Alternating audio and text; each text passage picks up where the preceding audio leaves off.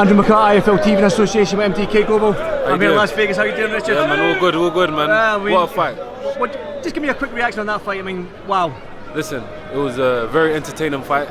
I knew that both fighters were going to proper dig deep, and you know, one thing I did notice is that from the second round, third round, I saw blood trickling down from Wilder's ear. And after, he wasn't steady on his feet. He looked like a drunk, like almost like he was drunk. That was because his equilibrium went. So he did well to stick in there. He did well to stick in there for how many more rounds? I think it was like 2 rounds. I'm not too sure. But listen, that was in the second round, and that was 5 rounds. He stuck in there. Listen, you have to commend him. He's a true champ. So is Fury. Well, he is now. He's the champ. I knew it was going to be a close fight. I couldn't call it. It's very hard to call.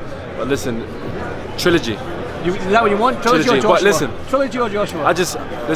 I made a tweet, and a lot of people are going to find this controversial, but I said a better fight will be between Tyson Fury and Dillian Whyte. I bet you that will be more entertaining. That will be a better fight. Well, he's mandatory now. That will be a better fight. That's the best of the best. They're coming together. It needs to happen. Were you surprised at how Tyson Fury approached that fight? I mean, coming out the blocks fast. Yeah, it was. Punches? Listen, yeah, straight away putting mental pressure on him, fainting. Listen, Wilder didn't know what he was doing in there. He was putting his body weight on him. There was so much for him to do before he realised he was gassed out. He couldn't even move. On top of that, with the equilibrium perforated edge arm, listen, I saw it. I was surprised that he lasted so long. He did well. Before the first bell went, did you ever see this happen? Fury getting a stoppage.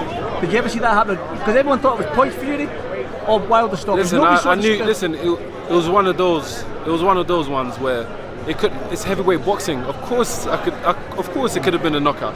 Either way, but I knew somebody had to get knocked out. Somebody had to get knocked out. It was going to be. It was either Wilder won by knockout or Fury, and you could tell by the weights what they weighed in. I think Wilder weighed in an all-time heavy, 231, 231, and Fury was 273.